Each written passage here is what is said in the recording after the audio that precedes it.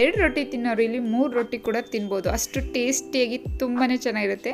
ನಾನಿಲ್ಲಿ ಎಲ್ಲ ಥರದ ತರಕಾರಿನೂ ಯೂಸ್ ಮಾಡಿಕೊಂಡು ಮಿಕ್ಸ್ ವೆಜಿಟೇಬಲ್ ಪಲ್ಯ ಮಾಡ್ತಿದ್ದೀನಿ. ರೊಟ್ಟಿಗೆ ಮಾತ್ರ ಅಲ್ಲ, ದೋಸೆ ಹಾಗೆ ಸಾಂಬಾರ್ ರೈಸ್ ಜೊತೆನೂ ಕಾಂಬಿನೇಷನ್ ತುಂಬಾ ಚೆನ್ನಾಗಿರುತ್ತೆ. ಮತ್ತೆ ತಿನ್ನಬೇಕು ಅನ್ನೋವಷ್ಟು ಟೇಸ್ಟ್ ಚೆನ್ನಾಗಿ ಬರುತ್ತೆ. Hello foodies, welcome to cook with Sai Shubha channel. Please ಹಾಗೆಯೇ ವಿಡಿಯೋ ಎಲ್ಲೂ ಸ್ಕಿಪ್ ಮಾಡ್ದಂಗೆ ಕೊನೆ ತನಕ ನೋಡಿ. ಬನ್ನಿ ಈಗ ಹೇಗೆ ಮಾಡೋದು ಅಂತ ನೋಡೋಣ. ನಾನಿಲ್ಲಿ 1 ಕಪ್ ಆಗೋಷ್ಟು ಕ್ಯಾರೆಟ್ ತೊಗೊಂಡಿದ್ದೀನಿ, 1 ಕಪ್ ಆಗೋಷ್ಟು ಬೀನ್ಸು, ಹಾಗೆ ಆಲೂಗೆಡ್ಡೆನೂ ನಾನಿಲ್ಲಿ 3 ಆಲೂಗೆಡ್ಡೆ ತೊಗೊಂಡಿದ್ದೀನಿ. ಅದನ್ನು ಎಲ್ಲದನ್ನು ಆಲೂಗೆಡ್ಡೆ ಸಿಪ್ಪೆ ತೆಗೆದುಬಿಟ್ಟು ಚಿಕ್ಕದಾಗಿ ಉದ್ದುದ್ದಾಗಿ ಹಚ್ಚಿ ಇಟ್ಕೊಂಡಿದ್ದೀನಿ.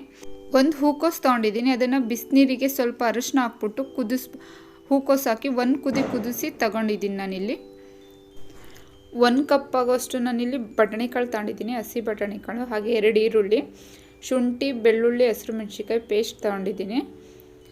ಒಂದು ಬಾಣಲೆ ಇಟ್ಕೊಂಡು ಅದು ಬಾಣಲೆ ಬಿಸಿ ಆದಮೇಲೆ ನಾನಿಲ್ಲಿ 2 ಬೌಲ್ ಆಗೋಷ್ಟು ಎಣ್ಣೆ ಹಾಕ್ಕೊಂಡಿದ್ದೀನಿ.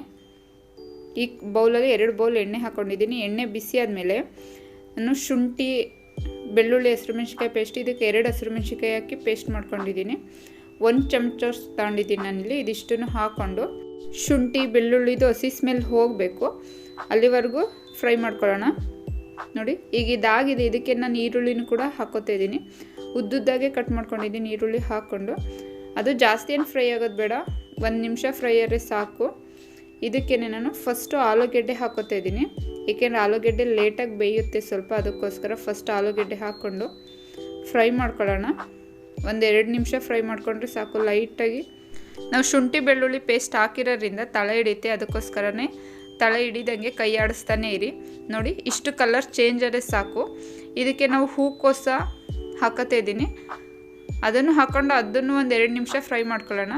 ಅದೇ ಸಲ ಹಾಕಿದ್ರೆ ತರಕಾರಿಗಳು ಬೇಯಲ್ಲ, ಅದಕ್ಕೋಸ್ಕರನೇ ಒಂದೊಂದಾಗಿ ಹಾಕ್ಕೊಂಡು ಈ ಹೂಕೋಸು ಸ್ವಲ್ಪ ಸಾಫ್ಟಾಗಿ ಬೇಯಬೇಕು, ಅಲ್ಲಿವರೆಗೂ ಬೇಯಿಸ್ಕೊಳ್ಳೋಣ. ಇದನ್ನು ಕೂಡ 1-2 ನಿಮಿಷ ಫ್ರೈ ಮಾಡ್ಕೊಂಡು ಸಾಕು. ನೋಡಿ ಈಗ ಇದಾಗಿದೆ. ಇದಕ್ಕೇ ನಾನು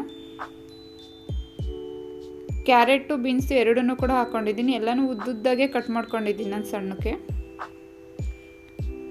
ಇದನ್ನು ಹಾಕ್ಕೊಂಡು 1-2 ನಿಮಿಷ ಫ್ರೈ ಮಾಡ್ಕೊಳ್ಳೋಣ.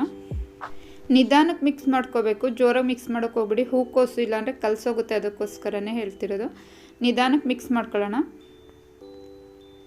ಇದಕ್ಕೇನೆ ಈಗ ನಾನು ಹಸಿ ಬಟಾಣಿ ಕಾಳು ಹಾಕೋತಾ ಇದ್ದೀನಿ. ಇದನ್ನು ಕೂಡ 1 ಬೌಲ್ ಆಗೋಷ್ಟು ಹಾಕೊಡ್ತಾ ಇದ್ದೀನಿ ನಾನು. ಸೀಸನ್ ಇದ್ದಾಗ ಈ ಥರ ಹೂಕೋಸು ಬಟಾಣಿ ಕಾಳ್ದು ಈ ಸೀಸನ್ ಇದ್ದಾಗ ಮಾಡಿ ನೋಡಿ, ಟೇಸ್ಟು ತುಂಬಾ ಚೆನ್ನಾಗಿ ಬರುತ್ತೆ. ನಾನು ಇದಕ್ಕೆ ಟೇಸ್ಟಿಗೆ ಎಷ್ಟು ಬೇಕಷ್ಟು ಉಪ್ಪು ಹಾಕೋತಾ ಇದ್ದೀನಿ. ಉಪ್ಪು ಹಾಕ್ಕೊಂಡು ಇದನ್ನು ಕೂಡ ಮಿಕ್ಸ್ ಮಾಡ್ಕೊಳ್ಳೋಣ.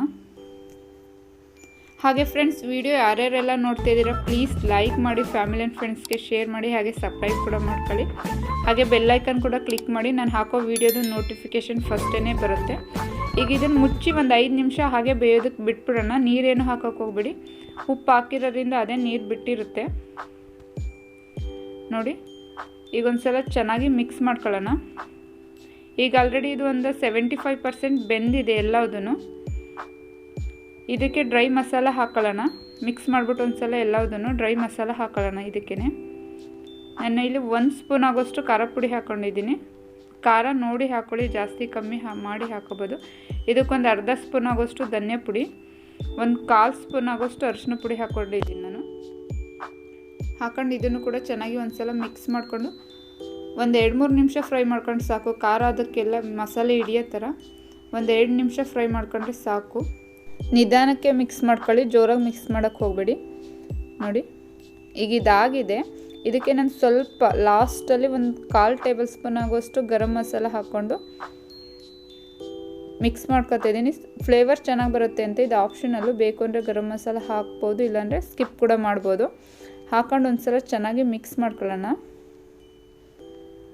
ನೋಡಿ ಈಗ ರೆಡಿಯಾಗಿದೆ. ಇದು ಚಪಾತಿ ಇವ್ರ ಜೊತೆ ಎಲ್ಲ ಪೂರಿ ಎಲ್ಲದಕ್ಕೂ ತುಂಬಾ ಕಾಂಬಿನೇಷನ್ ಚೆನ್ನಾಗಿ ಬರುತ್ತೆ, ಪೂರಿ ಜೊತೆನೂ. ಒಂದ್ಸಲ ಹಿಂಗೆ ಆಲೂಗೆಡ್ಡೆ ಮುಟ್ಟಿ ಅಮುಕ್ಬಿಟ್ಟು ನೋಡಿ, ಬೆಂದಿರೋದು ಗೊತ್ತಾಗುತ್ತೆ. ಗ್ಯಾಸ್ ಆಫ್ ಮಾಡಿಬಿಟ್ಟು ನಾನಿಲ್ಲಿ ಸಾಂಬಾರು ಸೊಪ್ಪು ಹಾಕ್ಕೊಂಡು ಮಿಕ್ಸ್ ಮಾಡ್ಕೊತಾ ಇದ್ದೀನಿ. ನಾನಿಲ್ಲಿ ಗ್ಯಾಸ್ ಆಫ್ ಮಾಡಿದ್ದೀನಿ. ಇದಕ್ಕೆ ನಾನೀಗ ಒಂದು 1/2 ನಿಂಬೆಹಣ್ಣು ಹಾಕೋತಾ ಇದ್ದೀನಿ. ಹಾಕೋದ್ರಿಂದ ಟೇಸ್ಟ್ ಚೆನ್ನಾಗಿ ಬರುತ್ತೆ. ಇದು ಆಪ್ಷನಲ್ಲು, ಬೇಕು ಅಂದರೆ ಹಾಕ್ಬೋದು, ಇಲ್ಲಾಂದರೆ ಸ್ಕಿಪ್ ಕೂಡ ಮಾಡ್ಬೋದು.